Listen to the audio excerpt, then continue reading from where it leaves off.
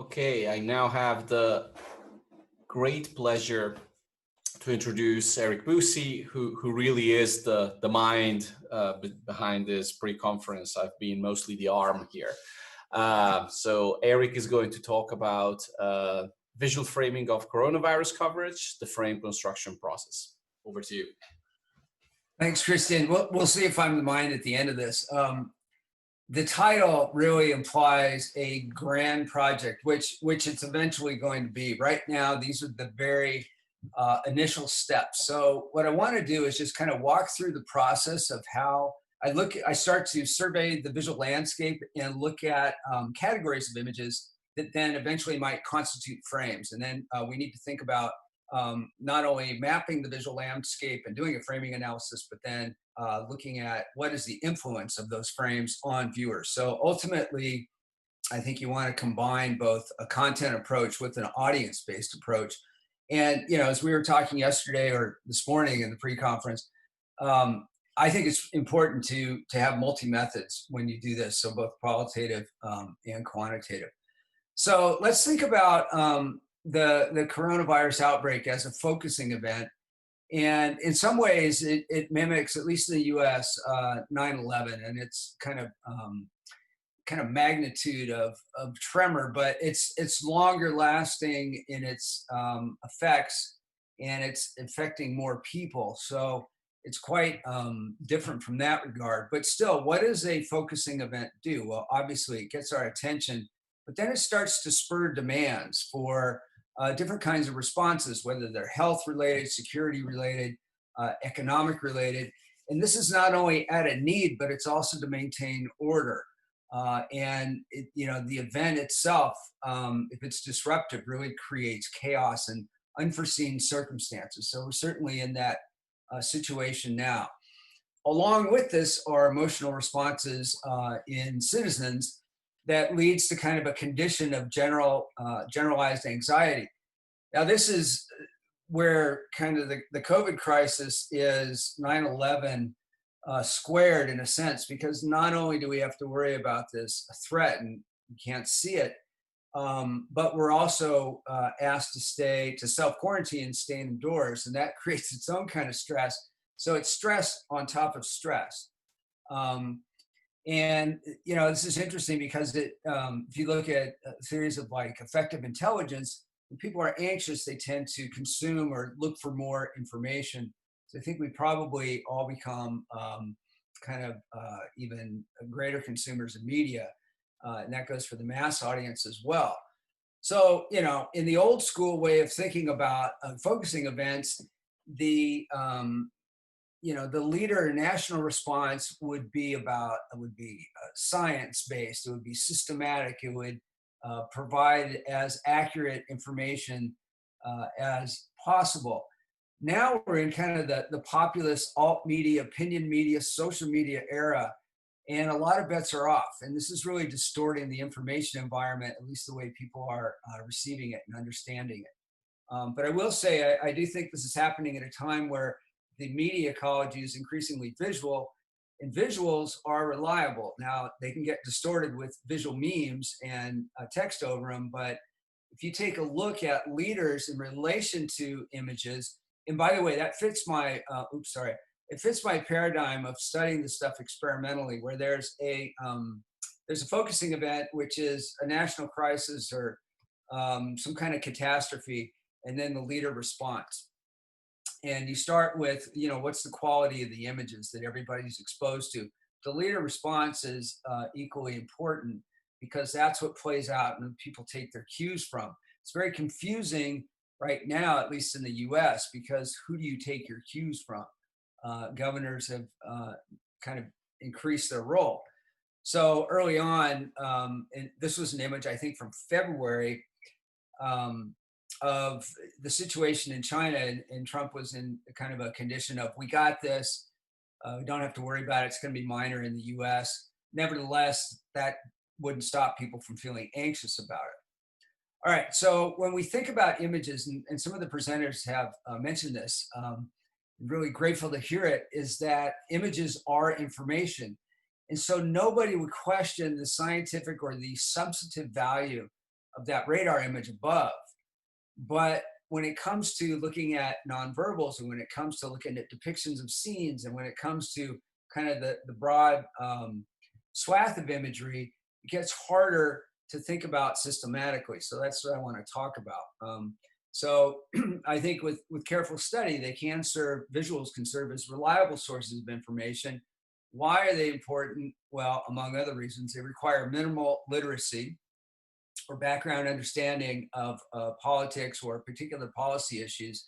They enable quick inferences of traits if you're looking at people, and they equalize some knowledge gaps. So if you include an image with a question about policy, about politics, about issues, about the news, people are much more likely to get it right. And that this levelizes differences that we normally see in text-based questions. Okay, so the question here is, are the top and bottom panels equally informative? And then what are you queuing off of in the bottom image? And I would say it's the Trump hovering. It's reminiscent of the second debate. He hovered over Hillary. He obviously wants to control the situation. He's not comfortable with it, and he's casting doubt on what Anthony Fauci is saying. And then we get a similar thing with Fauci looking at Trump. And this caused just some very subtle nonverbals caused Trump's support base to really erupt and to kind of attack Fauci on social media. So visuals are informative in different ways, and it depends on whether we're looking at images of people, if we're looking at facial expressions, or scenes of environments or depictions that are a little more scientific in nature. All right, so just want to walk through a couple ways that I've operationalized visual frames in different contexts. One is fracking, which happens out in West Texas, about 100 miles south of me. And there's a couple dominant frames when you look at the coverage of this in news, which is where I like to start my research. And you can look at economic benefit framing, and that is, it creates jobs, it promotes energy independence, keeps people working and self-reliant. On the other hand, there's the environmental factor, and the quality of images are really distinct. So that's the important takeaway from the slide, is that it's hard to confuse, for instance, even the upper right-hand corner image here with some of the, kind of job site images over here. And that's what you want your constituent images constituting a frame to really be distinct. And so we use this in tests, and we use this in qualitative research, and it worked out really well to parse differences. We can look at it in a political context and an image by politics. I looked at different visual frames of campaigning, and that was up to 2004, but here's some more recent images. And if you look at what we were calling populist framing then, this is populist in a more general sense, not populist in a weaponized sense that we're looking at today. But we kind of determined two different subdimensions of populism. One was mass appeal, which some of our presenters have already alluded to. And the other one was ordinariness. And this is kind of connection to regular folks in terms of dress, in terms of style, in terms of demeanor. And it works better on some people than others. Certainly, I think in this panel, Bernie and George W. Bush are pulling it off, and John Kerry and Mitt Romney a lot less so. And mass appeal has to do with just kind of your raw ability to rally people. So again, these are elements of campaign coverage, but are distinct in their category, their framing. And so I think it is possible to start to categorize images in a systematic way, even as you allow for a diversity of images to populate your frame. All right, so let's get to the COVID coverage scene, and it's messy and it's exploding, and yet it's consistent and it's repetitive. So there's got to be some patterns in there. That was my assumption.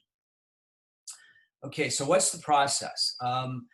And this is kind of my crib notes. So here's what I do: is I manually scan the news relating to the crisis. We're all taking it in. We're all anxious. We're all in an information uptake mode. You start to notice recurring imagery. You start to say, that fits with something I've seen before. You could start to take notes. and eventually get to categories that, if you're going to study this systematically, you want to be well-defined and mutually exclusive, just like a content analysis. Ultimately, you want to get to a category system that's exhaustive as well. But I'll say this, that if you categorize each and every image and set of images that are out there, eventually you're going to get to a tail of it where they're not that recurring and they're not that, for instance, important or salient or influential. So exhaustive to a point, I guess, is the way I would describe that. The other challenge here is that this crisis is still ongoing. And so the imagery now changes from week to week or opens up new categories from week to week. For instance, now we're getting to a reopening and back to business kind of frame. And there's certain images around that. So then you take the categories, which should be distinct again and well-defined, and then you start to think about them in terms of frames or containers of meaning. I'll let you look at the literature or other definitions for frames there, but there's been a lot of work on that, although I would like to see still more work on visual framing. Once you've identified the frames, I think this is probably the biggest challenge of all, is what's your sampling strategy going to be in a way that's meaningful and kind of inclusive, so that you're getting a nice sample, maybe a comprehensive sample, maybe a representative sample. It's very challenging today's media ecology, from social media that can be closed or private to the platforms that don't want to let you get total access to people's posts. This is a much different challenge than it was before.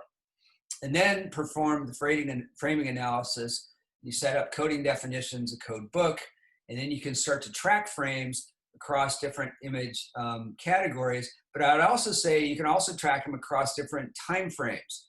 So you could look at, if you're studying the US or if you're studying it internationally, how it diffused kind of in up to say, early January, when the world wasn't looking at it too seriously, to February when it started to, into March where it really started to get widespread. And you can segment it into different phases. And, for me, my reference point would be political communication. So there's different parts of a campaign. Well, there's different parts or phases of a crisis, which will become a lot more obvious in retrospect, but we're still living through it. And we don't know if there's going to be a massive second wave, if we're going to kind of flatten the curve, if it's going to bounce back, if it's going to go up and then down. We just don't know yet. And then ultimately test this. Ultimately ask, even if the crisis is ongoing, what does this mean for the audience and what influence is it having? All right, let's get to the categories that I've identified so far. This isn't, again, exhaustive, but I think it's somewhat meaningful. You guys can tell me. I've identified different categories of pandemic response, public cooperation or social distancing, public defiance, policing and enforcement, the health risks, which interestingly, I think can be volitional if you want to take it on your own, or non-volitional if, for instance, you're a retail worker or someone on the front lines, quote unquote, where you don't have a choice, you need to go back to work. There's a deprivation sacrifice category, economic hardship, mortality, otherness, reopening, inspirational. This is a big, large visual data set. Okay, what are some examples here just to keep it moving forward? Pandemic response would be, okay, how are things getting reconfigured? Everything from gymnasiums to hospitals. This is my friend Neil J. Sakara in the Bay Area. This is now what he wears when he goes into the emergency room. He's a teaching doctor there. We go to social distancing, the visual landscape of everything from graduations to waiting in line to get into a store, or waiting in line or whatever it might be, starts to look much differently. Of course, we've all seen the public defiance. Now, here's the interesting thing. When your category is broad enough and you think kind of thematically, as opposed to just, for instance, images of partygoers at a beach, you can start to group things together. And so defiance has many different forms, and it can be kind of threatening and it can be kind of hedonic. I would group those two images under that same category. Policing and enforcement, this is a famous image of medical staff kind of stopping some of the people trying to create a traffic jam around a hospital. And then you get more conventional enforcement around the crisis. But again, it looks different from what we're used to, and protests look different. And a lot of things now have a COVID kind of twist to them. There's the health risk, which may look like just a trip to the grocery store. It may look like a protest. And the bottom image here is framed verbally, which I usually don't like to include. So, you know, going through this carefully and systematically analyzing it, I would probably put images with posters or, you know, signs on them as a separate category, as a sub kind of analysis. And again, this could be volitional or non-volitional, the risk. Deprivation, at least the initial kind of raids on supermarkets, but also personal sacrifice in terms of if you're on a frontline job and you don't want to endanger your family, maybe you're now staying in the garage overnight. Again, this is a new feature of the visual environment. Economic hardship. And here you think about sampling. Where are you going to look at? This image of the food bank is from San Antonio. This image of people waiting in line for, you know, food and I think some financial resources is from Italy. I would group this in, again, the same category. Mortality images, these are rough. I'm not going to dwell on that. There's body bags, there's worse. And then this is a really troubling one, and I think we need to think about with disinformation, which is the ugly tendency to otherize, you know, people that we want to cast blame on. This is a problem, particularly in the US and the UK, and Guardian's covering it very well, I will say. And now we're, you know, into the reopening phase, right? So everything's back to normal. No problem. We'll just wear masks and go about our business. At least that's the message, and the visual reinforces it. So it's different, but the same. So we're starting to see these show up in news. And then one more, just to leave on a positive note, there is some inspiration here. There are some upbeat stories. There's Captain Tom, who walked, I don't know how many times, was it 100 times around his little garden in his apartment complex, and raised something like 25 million, or I think maybe even more, pounds for the health system in the UK. So very inspiring. And so not everything is just dread, fear, death, and anxiety in the visual landscape.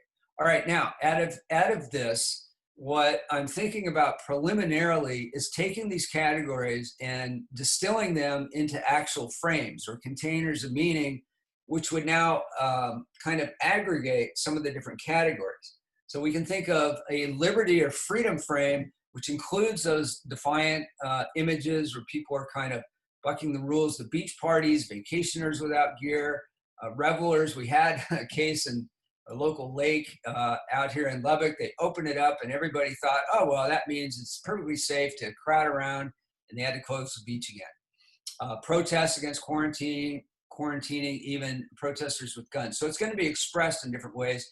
And there might be subdimensions of the frame when you eventually analyze this at large. Otherness and blame, I mentioned this before, it kind of carries over from what I showed. Hardship, which could include all types of different hardships. So it could be deprivation of a food nature. It could be social deprivation, where you no longer get to see your family or friends. It could be economic deprivation. And yet it all fits under that frame. So it can be instantiated in a lot of different ways. I think on the positive side, there's a deservingness frame where, again, you look at inspirational or heroic images. Could be medical staff, could be first responders, could be people like Captain Tom, could be retail workers. And this category, this phrase kind of encompasses a broader range than any one particular category or segment. Then finally, to kind of put in a lot of the really harrowing scenes, I would just call it a despair frame, where you get the mortality imagery and everything from body bags to mass graves to beds that double as coffins, which I heard about in a hospital, overcrowded hospitals, overworked doctors, nurses, scenes of mourning, etc. Now, these are pretty powerful images. I mean, it's a tragic crisis. It's producing very powerful images. I would expect these to have consequence and meaning and influence on the viewer. So then the next stage is, okay, let's map this across different information contexts, whether that's mainstream news, that I like to focus on, social media discourse, which is all the rage now, and that's great, and people are influenced by it, so let's look at it. Political persuasion, it's going to come up in political campaigns and political ads. There's already, the Biden campaign's already using it against Trump. And of course, disinformation, which is confusing people and is already leading to self-harming behaviors, at least in the US, in terms of people ingesting bleach and hydroxychloroquine and stuff that's just not proven or really designed for something else. I don't know if anybody's managed to get a ultraviolet light inside their body yet, but someone's probably trying that as well. And then finally we get to, okay, well, if we're going to model this, how do we conceptualize it? And this is my next to last slide, but you take the imagery, and that would be kind of the, what we call in a more social scientific kind of model, that'd be the stimulus or the independent variable. But it's the thing that we're focusing on. It's the thing we're all consuming and all familiar with. Emotional responses, I think, always are going to occur with imagery, particularly dramatic, compelling images, whether they're of a positive or negative nature. I would say most of the images related to this are pretty negative, pretty down, pretty shocking. But they're also the ultimate outcome on, our outcomes of interest is probably going to be moderated by our dispositions, our beliefs, our ideology, our media use, what images are we being exposed to, what are our orientations before we come into the information. So it may be a sense of the imagery being moderated by our priors, then leading, kind of being mediated by emotional responses to finally having an effect on outcomes, whether that's your perception of how serious the threat is, your acceptance of information in mainstream news, compliance with political or public health requests, policy support, leader evaluations, behavioral intentions, all those things. It's a really rich environment to look at. So let me just make a few concluding comments here. Science is real. Oh, no, that's not on my bullet points. Both content features and viewer orientations are central to visual influence. We've seen this in other research. Image effects, as in most media, are going to be contingent or going to produce emotional responses that I think we want to take into account, whether we're doing qualitative or quantitative work, particularly if the visuals are compelling. In some cases, this is interesting, and we've seen this in work on images of refugees with Delia Dumitrescu, and that is there might be co-activation, a simultaneous feeling of something positive like empathy, but then something negative like contempt at the same time, or empathy and stress, in which case they might cancel each other out. We should be aware of that. A summary kind of response may not be good enough. We might have to track individual responses and model those separately.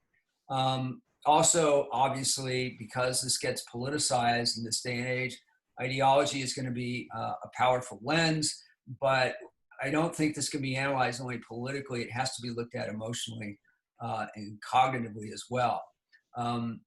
But, if these images have the power to kind of shape and nudge and move public opinion, then we definitely need to understand not just what's out there in the visual field, but also what their effects are on viewers.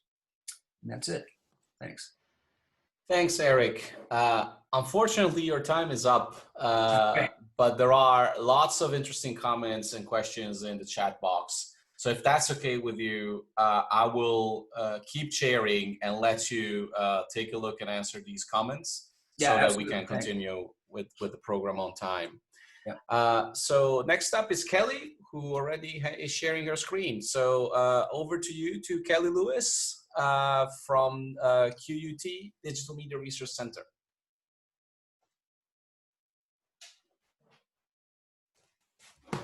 Oh, I need to unmute you, sorry.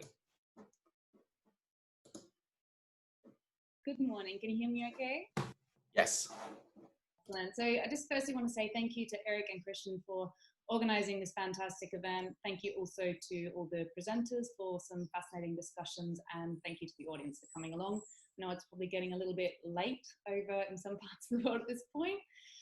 So today what I want to do is I'm going to draw on some of the findings from my PhD study, which investigates an emerging dynamic which is really evolving within contemporary activist cultures. And so that's looking at the production, the editing, the circulation, and the further transformation of digital images that are produced in response to the deaths of innocent civilians due to police brutality and to situations of perceived political injustice. So I've got two main objectives today, and I'm going to be concentrating on the case of Trayvon Martin in the US context. So I want to look at the memetic protest dynamic that emerges around these posthumously circulated digital images to demonstrate how particular aesthetics and discursive practices shape, mobilize, and also sustain resistance communities. And I also want to briefly kind of touch on some kind of qualitative or more hybrid methods and what they can offer for visual social media research. And I'll try and briefly outline in the time slot some of the benefits and the limitations of those approaches. But again, I'm happy to speak to any of these points more in kind of question time. So let me just get my next slide up. Before I proceed, I do just want to give a bit of a content warning that the presentation does contain images of deceased individuals. So just to present a little bit of context here as well, for those that may not know the case, on the 26th of February in 2012, Trayvon Martin was walking home, and in a neighborhood, women fatally shot and wounded Trayvon. So Trayvon was walking home after he'd gone to a nearby convenience store to buy Skittles and iced tea, and he was wearing a hoodie at the time of his killing.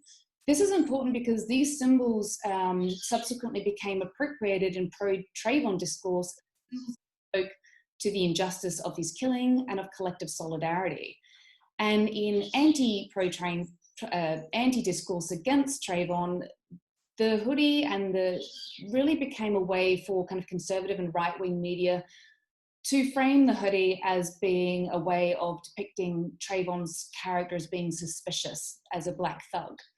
So Trayvon's killing gave rise first to popular unrest through the Justice for Trayvon campaign, which brought into being a national conversation about gun violence, stand your ground laws, police brutality, and systematic racism against black people in the States. On the 13th of July in 2013, Zimmerman was acquitted of all murder charges, and in contestation to this, the Black Lives Matter movement was launched, and Trayvon became appropriated as the face or a new martyr, if you like, of a new generation of black activism in the States. And images played a really central role in kind of shaping the competing narratives of the Trayvon Martin story in both mainstream media and social media discourse. And so I'm going to explore some of these narratives in the following slides. But I want to just quickly outline the methodological approach that informs the study. So on Instagram, I chronologically traced how posthumous images of Trayvon were being appropriated and being recurrently transformed through their digital variations amongst digital publics from the time of Trayvon's death in 2012 up until the 7-year anniversary in 2019. So to do this, I used a keyword search strategy, and I employed a hybrid approach that combined the scroll back method together with digital ethnography approaches. And I manually retrieved only publicly available posts. So that's digital images with their accompanying textual commentary. And I selected individual posts on the basis of their resonance and recurrence. So not on the most, liked images. It was about how they were recurring through the overall data set as we scroll back through Instagram.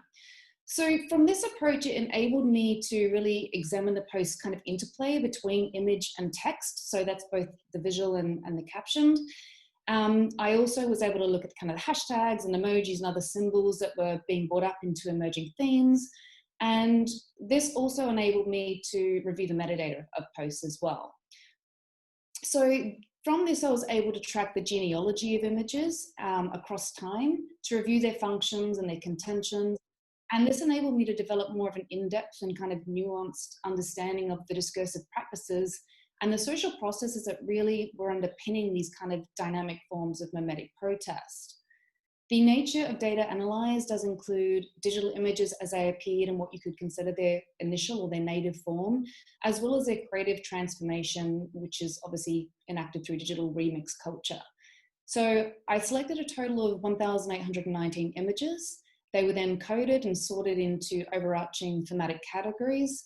And then I performed a much closer reading on 943 posts through a combination of discourse, iconographical, and critical cultural analysis.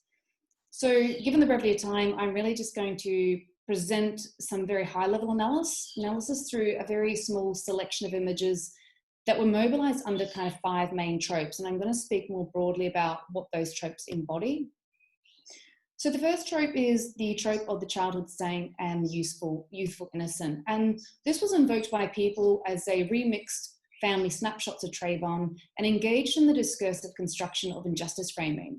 So this contributed to the remaking and the retelling the story of Trayvon's humanity. And so in doing this, social actors discursively repositioned the defining traits of Trayvon's posthumous character as being an innocent boy who's just like many other young Black boys who have been, and historically and continue to be so, stigmatized, racially profiled, and killed on the basis of their skin color.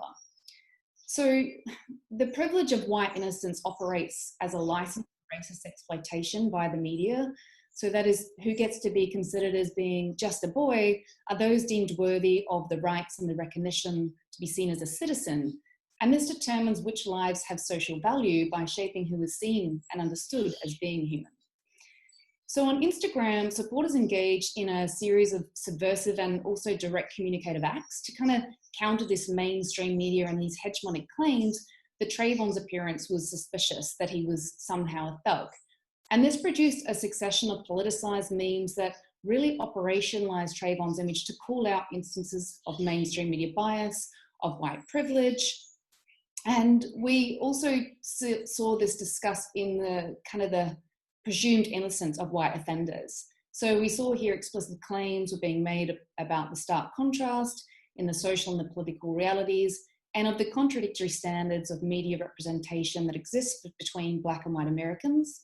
And it also spoke to the posthumous dehumanization of Black bodies and of their denial of justice due to presumptive guilt.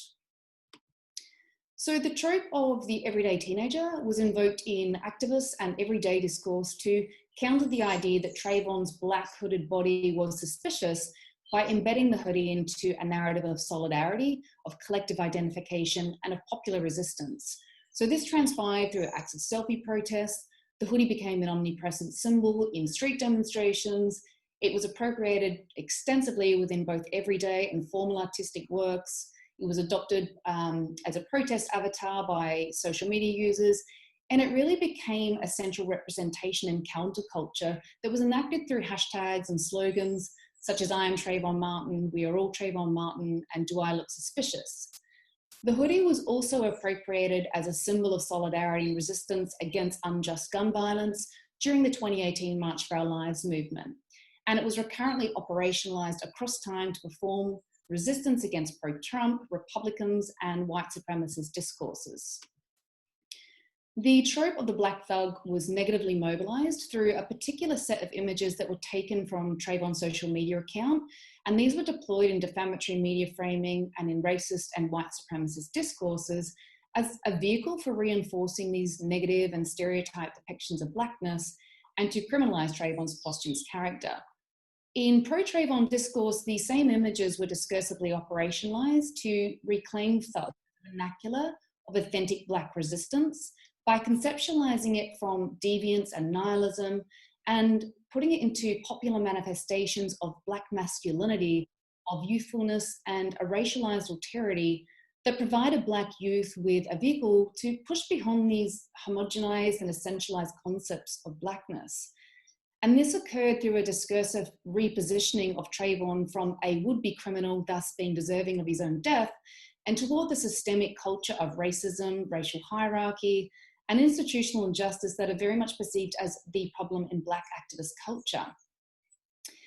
So in this way, the thug aesthetic was deployed as a strategic trope for mobilizing Black consciousness and in performances of counterculture that is being made popular through Tupac Shakur's thug life ideology, being the hate you give little infants fucks everyone.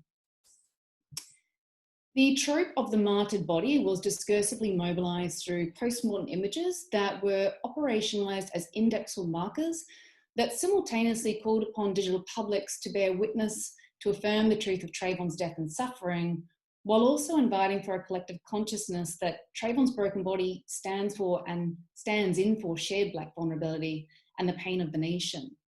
So this brought into being imaginings of solidarity, communities of resistance, and multivocal discourses. Popular sentiment attached to this genre of post were highly affective and really highlighted that systemic racism and systematic brutality committed against Black bodies continues unabated in America.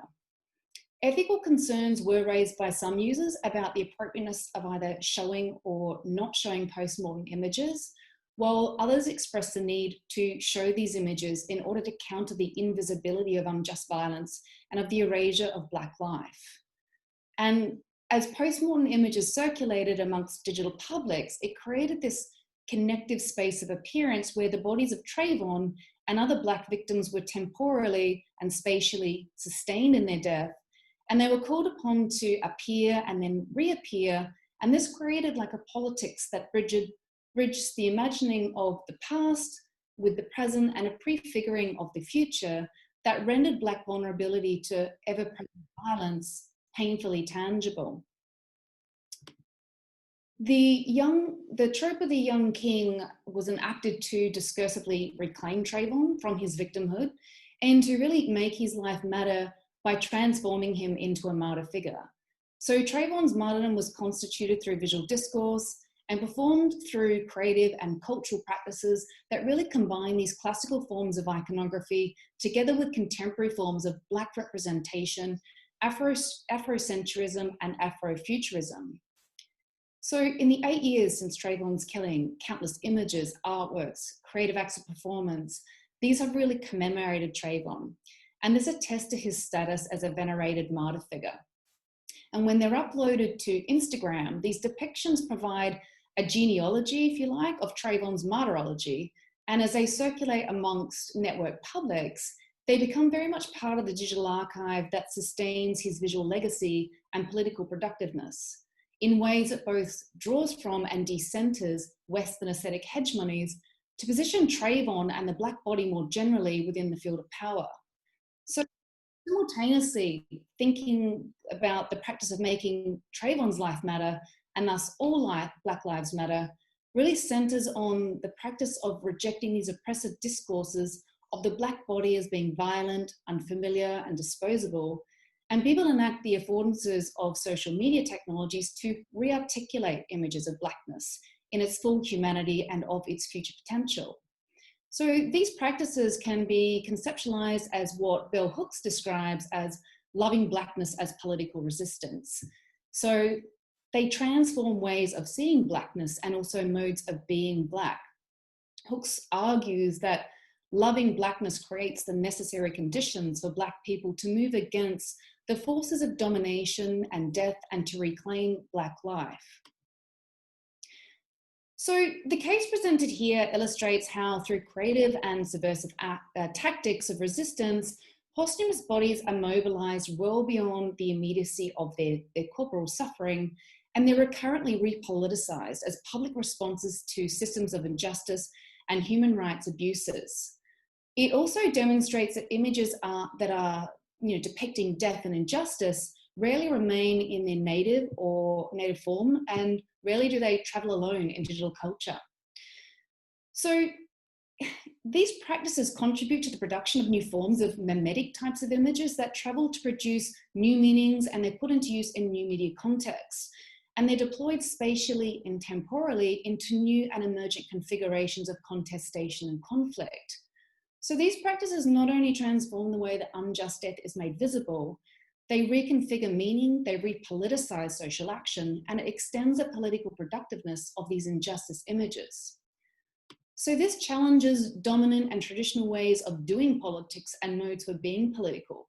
So therefore, to study how digitally mediated images are not only deployed to give visibility to injustices, but of the ways that they are deployed to operate discursively and to mobilize, I think this does require new and innovative kind of methodological approaches, particularly when we're dealing with visual social media research. So drawing on what I've employed in my own study, a hybrid method is obviously one way to do visual social media research. But with any approach, it has its benefits and limitations, and I'll kind of briefly touch on some of them here. So hybrid digital methods offers a way to kind of comprehend the complexity of digitally mediated images through more contextual integrity and also with ethical sensitivity, and in ways that doesn't decenter human practices from the process of our analysis. So if we think about taking a thick data approach, the data collection process is really based on a long-term observation and proceeds through a slow process that facilitates a more deep immersion both with and in the content of digital images themselves. So this approach can trace digital trajectories, it can help understand the biographies and the antecedents of images, and it helps pay attention to the multivocal discourses that are attached to these digital images. So this approach enables analysis of not just the loudest voices, but it can provide a more nuanced or more granular understandings of both the everyday and the multivocal nature of public commentary that reflect different articulations of lived experiences, public contestations, and of collective discontent. It can also help us consider why particular images become globally resonant or not, as well as examining how different aesthetics operate within different cultures. And of course, when we're analyzing visual social media, we need to consider the specificity of the platform, its cultures of use, its particular aesthetics, and the functionalities that it enables to users. I think also a point on ethics, importantly, hybrid methods can offer a way of doing ethics in our research. And this is especially important for those of us who are white and Western researchers investigating the lived experiences of other cultures. We can never detach ourselves from our whiteness, but we can try to decenter it wherever possible to actively listen to the expressions of trauma and resistance of racial and cultural groups that are at the margin, in ways that we can empathize, understand, contextualize, and to try and amplify those voices and elevate those subjective experiences by placing them at the center of our analysis. Thank you. Thank you, Kelly. That was really interesting. Let's see, there is just, a question has just come in. I like your argument from Kirk. I like your argument of thick data over big data. Do you think there is a way to combine them, or are they qualitatively exclusive? I do think you can combine them. I think actually Ray Drainville has done some really interesting work, which is using both kind of large-scale data analysis and then pulling it back into a smaller, more qualitative understanding. But I think the purpose of thick data, it's not to think of it kind of outside of bigger data analysis. It's how can we create a broader understanding of context and nuance through really kind of contextualizing it. And I think that's what thick data does, rather than, I think big data can abstract social media content from the very platform and the very users in which it exists. So scrolling back through platforms is one way to understand visual social media as being part of a conversation, longitudinally looking at how that conversation evolves, its ebbs and flows, and it can point to other kind of events that are obviously transpiring in offline protests and mainstream media contentions and things like this. So I do think you can combine them, and I think it really depends on the objective of your research. Great, thank you. I think that's all, and I think we're at time. Well, thank you, Kelly, for a very engaging presentation, and I really love the style of your slides, by the way. And now we move on to Yilang Peng from the University of Georgia. Let me make sure I have. Oh, there you are. So oh no, you're here already. Yes, great. Comparing to unsupervised approaches of clustering political visuals. Hi, Yilang.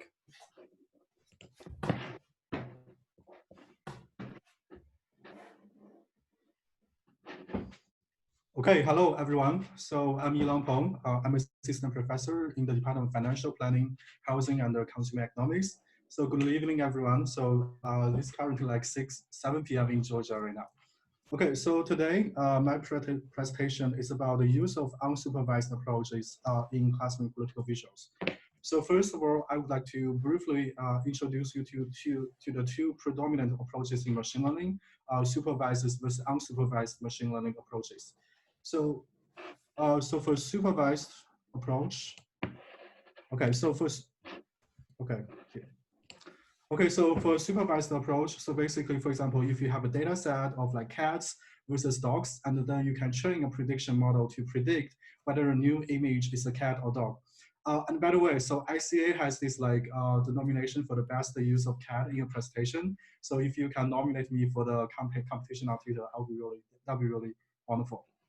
Okay, so for unsupervised machine learning approach, so basically you will have a group of pictures, but you don't really have labels for these pictures. And then you apply this unsupervised machine learning approach to automatically cluster these images into different categories. And then you can look into these categories and assign meaningful labels to these images. So communication scholars often have to deal with a lot of like data in today's media environment.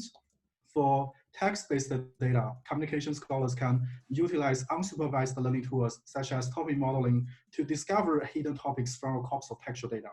However, similar tools have been lacking for visual analysis. Computational image analysis has started to emerge in the political communication scholarship. So today, I'm going to talk about two approaches of unsupervised approach to classroom political visuals. So here, I'm also going to talk about what decisions have to be made for each approach. And I'm also going to show you some preliminary results from one data set. So this is about politicians' images on Instagram.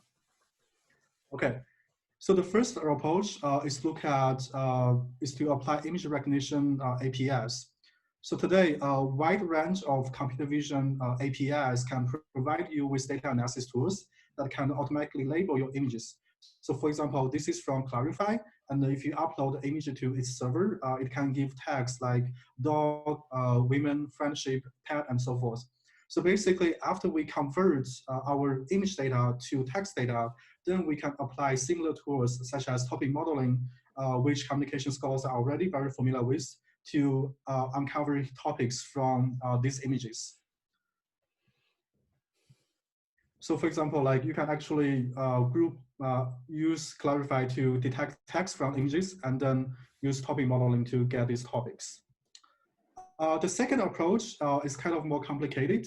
So I'm going to go over this in more details. So first, let's look at how a computer algorithm recognize objects in image. So this is a very simple version of a neural network, and we can see that we're going to have an input layer and output layer, and we feed this neural network like image, and we're going to tell whether the network is going to tell us, for example, whether the image is a car or not. So basically, you can see there are like many hidden layers between these input and output layers, and you can actually see like how the neural network is taking information from previous layers and pass the information to following layers. Certainly, there are also more complicated neural networks in research. So let's look at how exactly they're trying to learn these patterns. So first, we can see that in the first few layers, the convolutional neural network is able to identify low-level features such as edges and patches and color patches.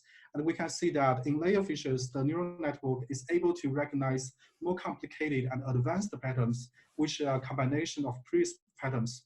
So this is the characteristics called the spatial hierarchies of patterns. So basically, this is an example of cats. And we can see that the image is actually broken down into different very basic visual patterns. And the network is able to pick up like these basic patterns and then the combination of these basic patterns and then recognize the concept in that image. So this is how a neural network is able to recognize objects in images. But how can we apply that to our own study? So today, I'm going to show you a study, show you a method which is called transfer learning. So the idea is that many researchers have already trained their neural networks on a very large image data set for different labels for images. So these neural networks have already been trained on different categories of images. So these networks have already memorized a lot of advanced and complicated patterns in the network. So what we can do is that we can feed our own image data set to this neural network and then extract these features, these advanced features from this neural network without training from the scratch. And then we can apply a clustering algorithm to automatically get clusters from our image data set. Okay. So today I'm going to talk about a data set. So this is a data set about US politicians. This data set has about like 60,000 images posted from US politician Instagram accounts. And we can see that there's a diversity set of images in this data set. So we have introduced these two approaches, and then I'm going to talk about what decisions we have to make for these two different approaches. So for example, the first one, in terms of image recognition, we have to know, for example, like which computer vision algorithms computer vision APIs should we use? There are like several options like Clarify, Google, and Amazon. We also have to know like how many tags does this API provide? How informative are these tags? Are they accurate? Does it have biases? So for example, like we can actually look at one example. So this is a comparison between Clarify versus Google API. And we can see that, for example, for the image here, we can see that both APIs are able to recognize the objects in that image. For example, like winter, dawn. It's unclear whether this is a sunset or sunrise, but we can see that these two concepts are kind of like similar to each other. We also see how these computer vision APIs are recognizing these several photos. And we can see that Clarify will consistently give you like 20 tags to work with, but the number of Google's tag is kind of like different for different images. Okay. Another thing you might have to consider is whether you want to incorporate confidence scores in these APIs. So for example, like for Clarify and other computer vision APIs, it will also tell you like how confident these APIs think the image has these certain concepts. And you might want to try different confidence thresholds to determine which tags you want to include in your study. Okay. So here you might also want to do some pre-processing for your tags. For example, you want to make sure that you remove certain stock words. So these words are frequently appearing words in your data set that do not really add information to your data set. So for example, for this data set about US politicians, this does not really, so many pictures about people, elder, men group, and women. So these words are not really informative, and you can actually remove them from your data set. Okay, so here I'm going to show you results from one solution. So this is 12 topics, and we can actually see that this topic model is able to categorize these images into different categories. And I think one nice thing about this method is that it will give you this like textual tags to help you interpret these topics. So for example, here for the 12 topic solutions, we have like politics, we have like tags such as parliament, candidate, politician. And for this one, this is about office and meeting. And we have like tags such as like office, conference room. And we also have like rally, military. This is about commerce, industry, tax and illustration, family and friends, and sports. And the last four are like nature, architecture, food, and performance. So you can actually see like how the computer vision API is assigning different tags to these clusters, and you can help you categorize these images. However, I do want to show you, so this is a much cleaner version of the results. Next, let's look at some like more messier version of the results. So this is actually 20 images randomly selected from each topic cluster, and this is for architecture cluster. So you can actually see that all the images are actually falling into this category, maybe with the exception of this one. So this is actually two women holding a picture of a building. So this might be exception, but in general, you can see that all the images are actually forming a coherent category that is all about architecture pictures. This is about textual and text and illustration. Again, you can see that the topic modeling approach is actually quite accurate in terms of this category. You might say this is exception. This is actually object, but with text on the surface of the object. But there are like a few classes that are not really very ambiguous. This is the pictures from the sports category. So you can actually see there are like, these images are indeed like sports here. But however, you also see some pictures of like people like political speech in stadiums. And the class is not really distinguishing these two types of images, which might be relevant to your own study. This is about the category performance. And you can see that the topic modeling approach is actually mixing like conference, musicians, and the different performance, like also politicians on stage. So this class is actually not that clear. Another thing about this approach is that you can actually look at this textual text and figure out why these images are misclassified in a different category.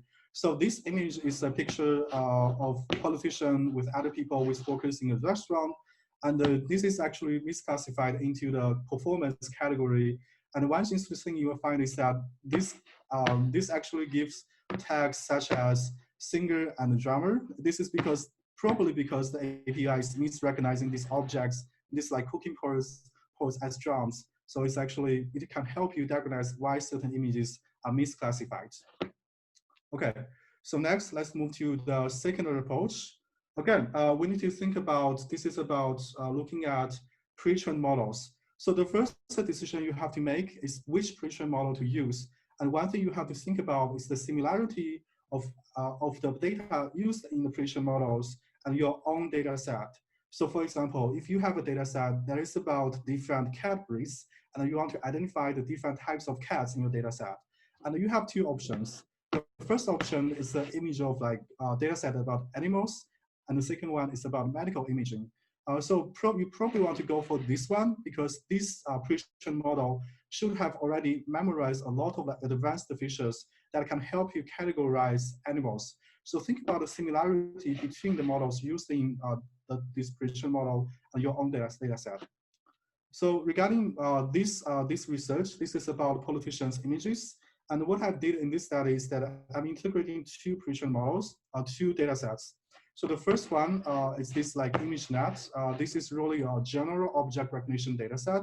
It has different ordinary objects that frequently appear in everyday lives. However, if you look at politicians' images, I think one interesting thing is that it's about really where politicians choose to represent themselves. So it's really about the environment and the settings of these images. So I'm also interpreting another data set. So this is about seeing different scenes and settings. And I think the similarity might help me understand like why these two data sets. So the similarity between data sets is a crucial factor in determining which pre-trained model you want to use.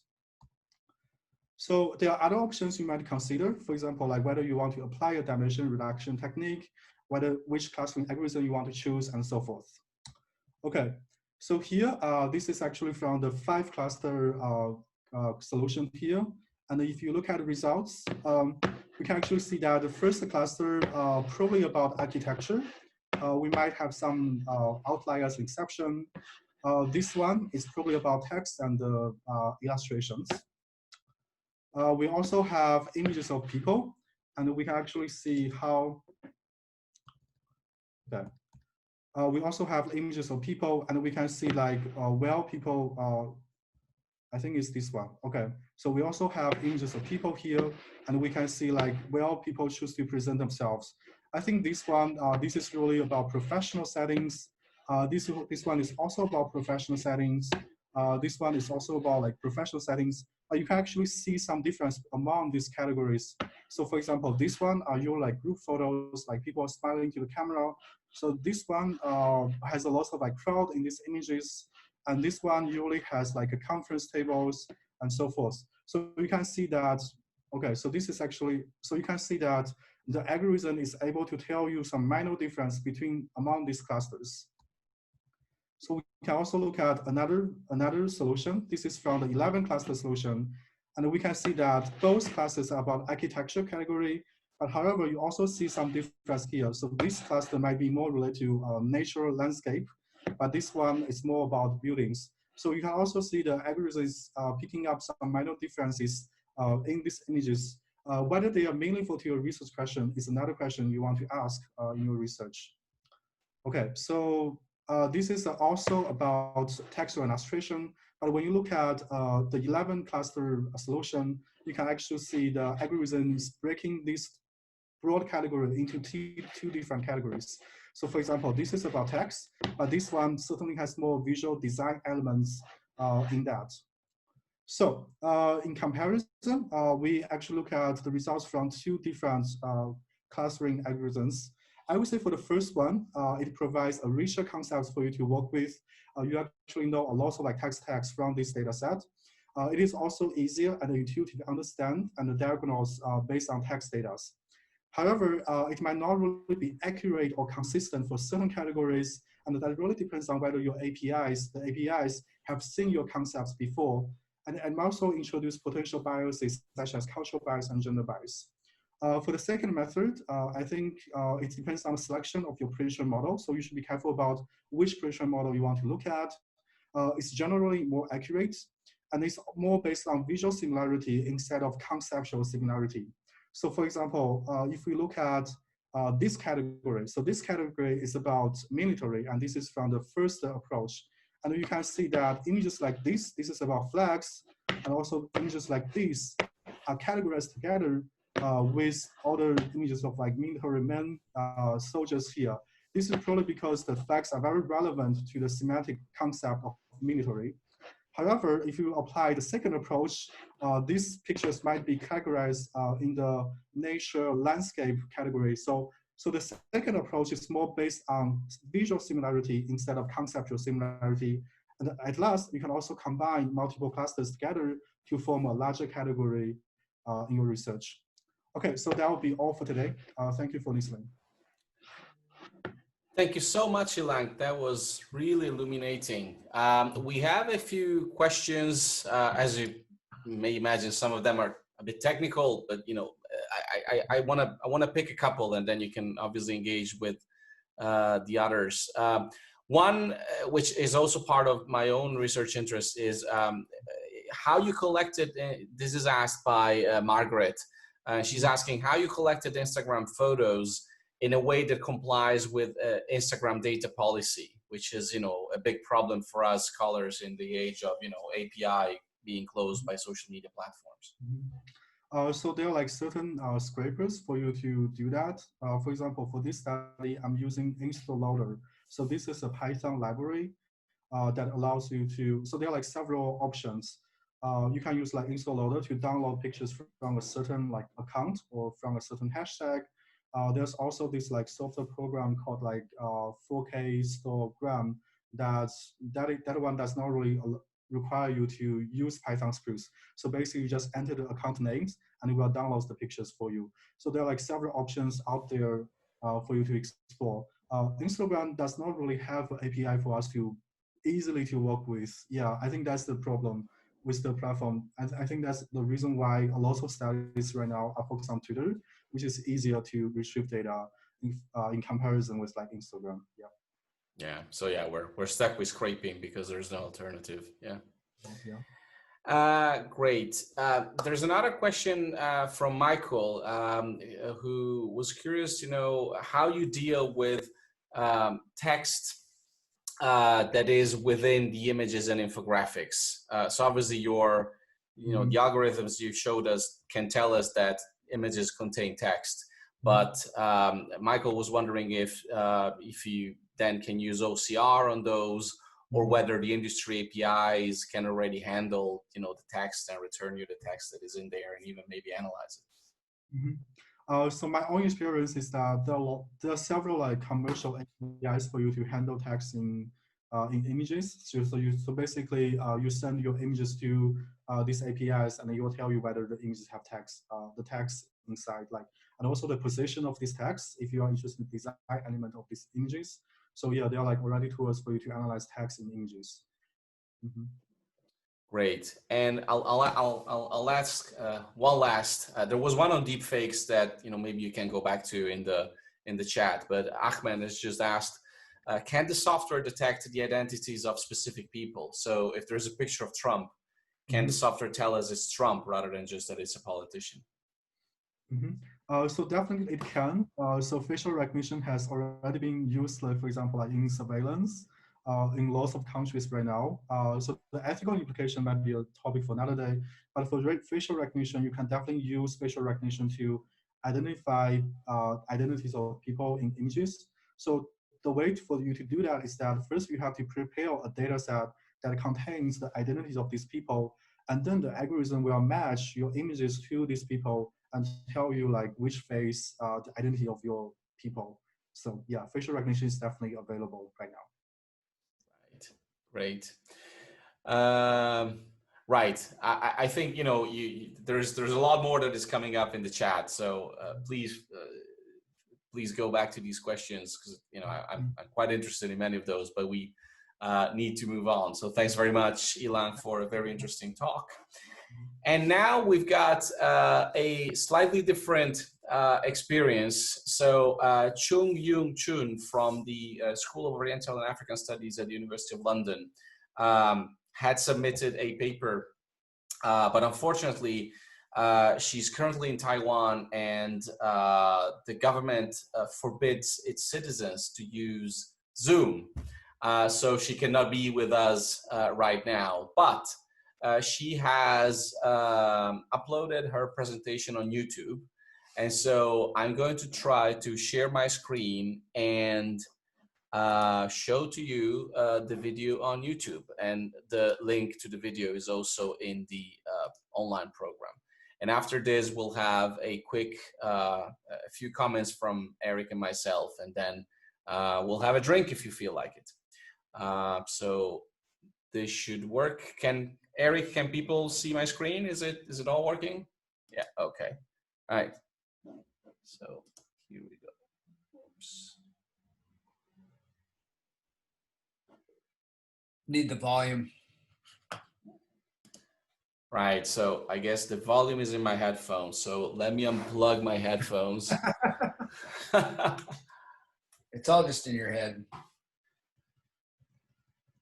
All right, can people hear me now? We can hear you. All right, okay, let's see if the volume works now. Hi, I'm Chung. Yep. Turn it up a little bit. Nurturing you on Zoom. And this study analyzed the visual strategy of national identity appears in KMT and DPP candidates' campaign video in Taiwan's 2020 presidential election. I will introduce Taiwan's political systems and the national identity issue first. And where is Taiwan? It's not Thailand, and also it's not China. But Taiwan's formal name is Republic of China. Taiwan is a democracy country. We hold presidential, congressmen, legislators, and mayors election every 4 years.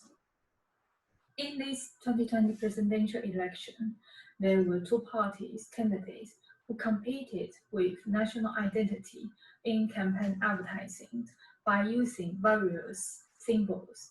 And now, let me introduce the background. Right here, you can see KMT and DPP are two main parties in Taiwan.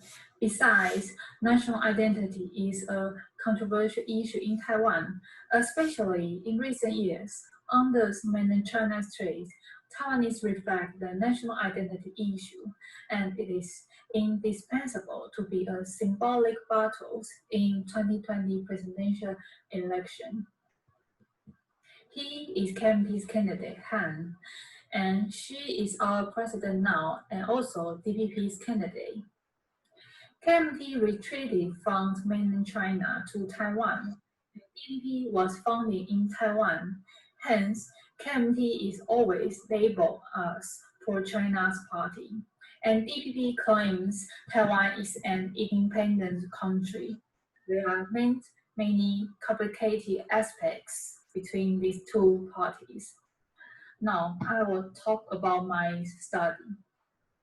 ROC and Taiwan are two main words to review national identity and in campaign advertising.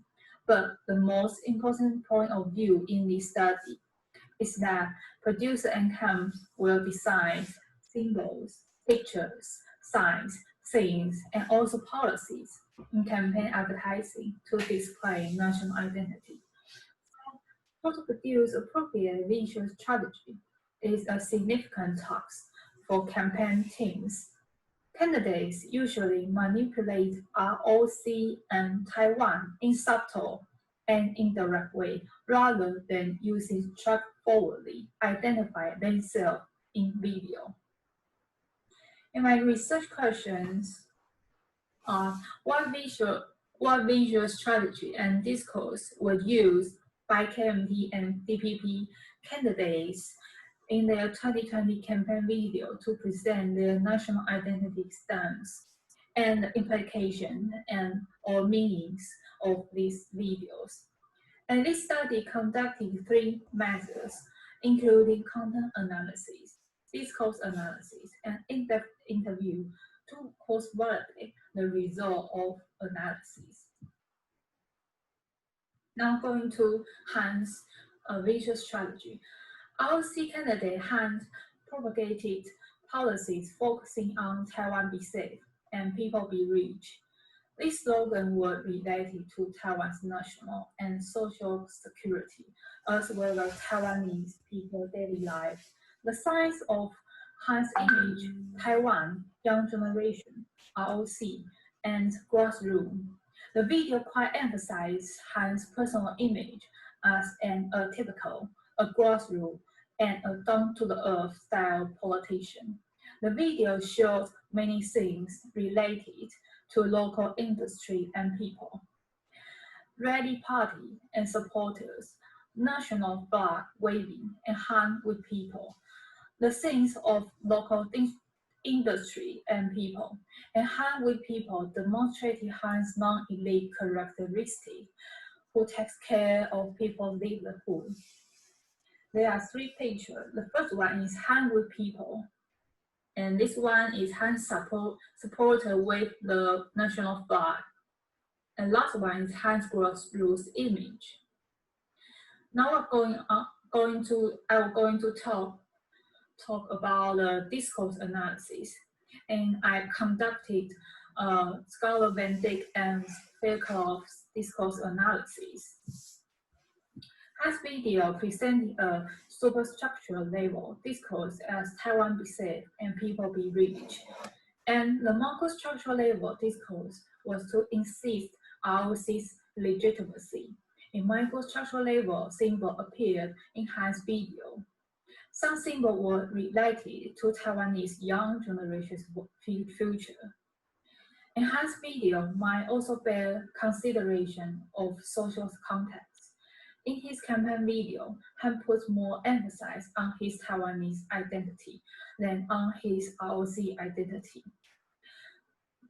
The way to present Han's national identity in his campaign videos could be realized as a negotiation between his related internal and external consideration. Now I will talk about Tsai's visual strategy. She propagated policies, signs, and things focusing on consolidation of Taiwan's sovereignty, self-styled to people's livelihood, Taiwan's democracy and freedom of speech, justice, Taiwan's national defense, preparations to face mainland China's threats to Taiwan. And there are 3 pictures. The first one is supported Hong Kong's anti-extradition. And this one is force for democracy and freedom. This one is brave, confident Taiwanese and Taiwan's map right here. As for the discourse analysis, Tsai's campaign video were to make the audience have an overall cognition to defend Taiwan's sovereignty. That was the superstructural discourse of Tsai's national identity appeal. Besides, Hong Kong's anti-extradition protest also provided Tsai with a chance to emphasize the necessity of defending Taiwan's sovereignty. A microstructural level symbol related to Tsai's national identity strategy, which is ROC Taiwan. The microstructural level symbol about Tsai's national identity stand, including Hong Kong anti-extradition movement and mainland China's support on Hong Kong. These symbols were used to make a comparison between Hong Kong's being controlled by mainland China and Taiwan's democracy and freedom. The social context is another aspect of Tsai's video. As can be seen in 2020, Tsai's national identity is Taiwanese identity. And besides, in order to acquire support from those independent voters who had both Taiwanese identity and ROC identity, Tsai included ROC identity into some of her campaign videos. Tsai even created a term for Taiwan as ROC Taiwan as a symbolic strategy to integrate Taiwanese identity with ROC identity. Now we are going to talk about implication and the feature. I use the example of a winner candidate Tsai, and she is also our president. Her party, DPP usually had some celebrities who were willing to show their support in the party's campaign advertisings. For DPP, it is good to use celebrity endorsement as a reflection of the party popularity, especially the popularity among young voters. Tsai's 2020 campaign, the target audience of political advertising is different from mass communication audience. Campaign advertising must be demystified to satisfy specific target voters' needs. Thus, Tsai's campaign created some videos targeting Taiwan's young voter who mostly had a very strong Taiwanese identity. And Tsai's spokesman argued that from the perspective of marketing strategy, an electoral candidate is like a commercial product. Product differentiation must be solid with opponents. Hence, each campaign's advertising has its own target audience. For Tsai's camp, the presentation of national identity in campaign video was indeed flexible with strategic consideration. Tsai's spokesman also said that the basic production process of Tsai's videos was not different from making traditional video. But the camp should use different innovative thinking to design the content. The spokesman also explained that the camp contacted internet celebrities who posted the symbolic with Tsai, and then Tsai's consultant, producers, and the celebrities discussed the scripts. The spokesman also indicated that the internet celebrities could earn high click ratings through the campaign video with President Tsai.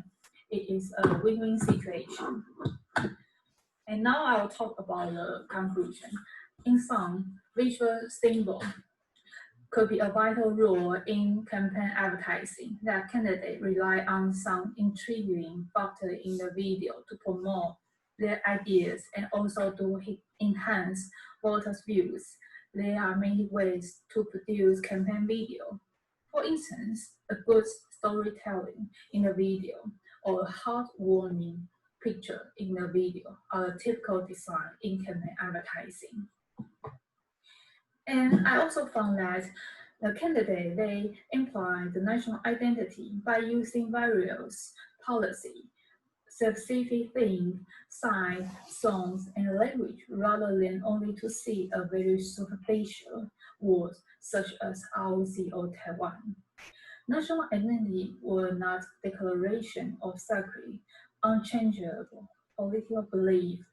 Candidates would strategically present national identity in accordance with political parties' basic principles, knew its political atmosphere and public expectation.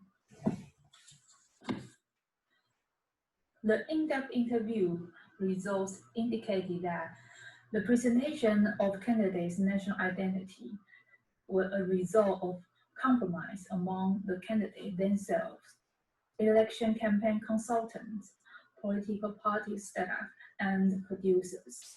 None of them could usurp power to decide the way to present the candidate's national identity. Above all is my presentation, and thank you for your understanding and your listening. If you have any question, please contact me, and thank you. Bye. So I think it's now time for a wrap up. It's almost 1 here in the UK. I'd like to, let Erik say a few words to, draw some implications and conclusions from what we've been talking about today. And then, maybe I'll say a few words myself, or I'll just pour myself a glass of wine.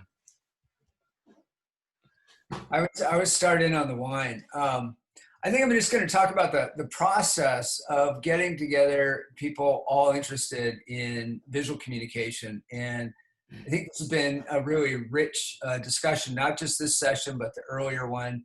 A few of us were up overnight, and I'm going to say it was worth it. The amount of Q&A and back and forth on the chat board is really gratifying. And so I think in a way, this is almost richer, at least in terms of idea exchange, than some of the in-person sessions that we're all more used to. So I'm very glad we continued with this despite not being physically present.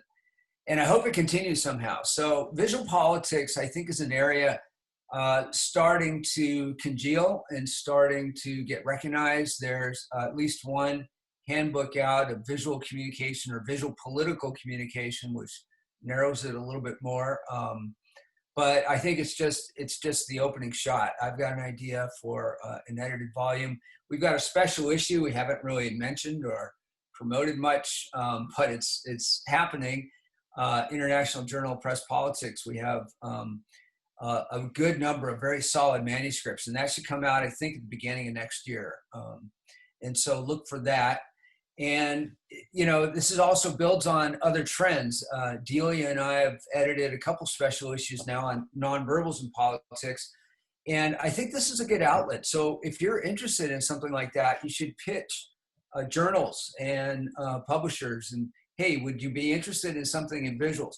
Every time I've done it, nobody said no. So it's a growing area. And even though there's a lot of work in it, there's not enough work and there's not enough systematic work. So in a way, it's still at the ground floor of this area. But we're now to a point where we have enough kind of tools, techniques, frameworks, concepts, and a growing body of literature that it's not esoteric and it's not unknown and it's not ephemeral like it was back in the 90s. Well, we have to code it kind of from a Gestalt point of view. Nope, actually it can be a lot more systematic, whether you're using qualitative or quantitative methods. So really satisfied that this conference embraced that kind of pluralism and demonstrated it. Not only do we have kind of international representation, but we had diversity of voices and of approaches. And so, Roland said in his keynote, it's very hard to enact interdisciplinary kind of ventures. And so, if anything, I think this conference did.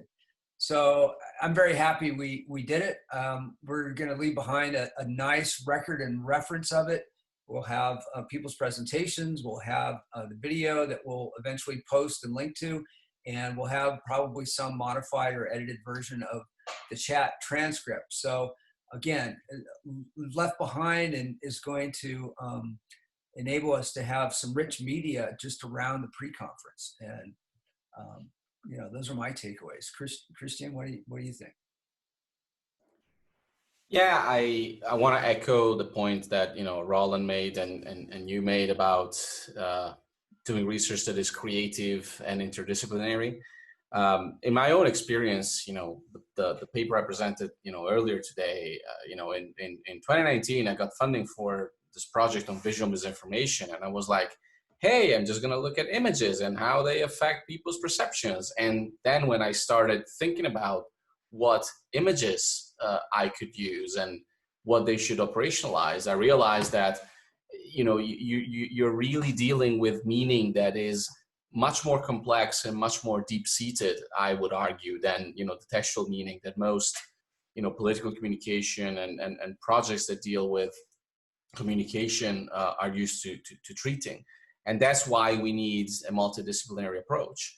I also think, you know, Yilang's presentation nicely showed how, and Davan's presentation earlier, you know, nicely showed how we can use computational methods in pursuit of better understanding some aspects of the content that in the age of social media, you know, we cannot understand and code manually. But we also need the kind of, you know, careful, qualitative, deep level work to develop those concepts and those categories. Because if we start from, you know, a priori categories and standard coding frames, that's not going to take us very far. So it's always going to be messy. It's always going to be difficult. But I think it's really necessary to do that kind of work with images. Otherwise, we're just going to end up with rather shallow characterizations. I've seen a lot of interesting work from many different countries. I think on balance, it's probably harder to do comparative work, like full-scale comparative work, when treating images. All this presentation was comparative. My work is supposed to be comparative on visual misinformation, but it hasn't got there yet. But I think that is probably an additional challenge when you're dealing with visuals, because it's more complex, because you need to bring in different perspectives and more contextual and qualitative as well as quantitative perspectives. All else being equal, is going to take longer and it's going to be more complicated to do these projects in different countries. But, you know, at the same time, I think it's absolutely worth doing it, because if we know something about how basic patterns of political communication are, you know, vary across the world, or at least parts of the world, we don't really know a lot about patterns of visual politics around the world. We have a lot of case studies. We don't have a lot of comparisons. So I hope this is also something that we can move towards. And the last thing I wanted to say is, you know, as well as thanking Erik and all you for participating, and Roland for keynoting the pre-conference. Also, we should thank the visual communication and the political communication divisions of ICA who supported the pre-conference. And yeah, all of you for participating and making it really special. When we learned that ICA was not going to happen, we thought this could be an opportunity to broaden up the pre-conference. You know, if we had gathered physically, I don't know, Erik, we would have probably been happy with 30 participants or 40, I don't know. And we've had more than 300 that came and went, you know, during these two sessions. So, you know, I think we at least we've made the most out of the opportunity of being able to meet virtually rather than physically. So I'm really happy about that.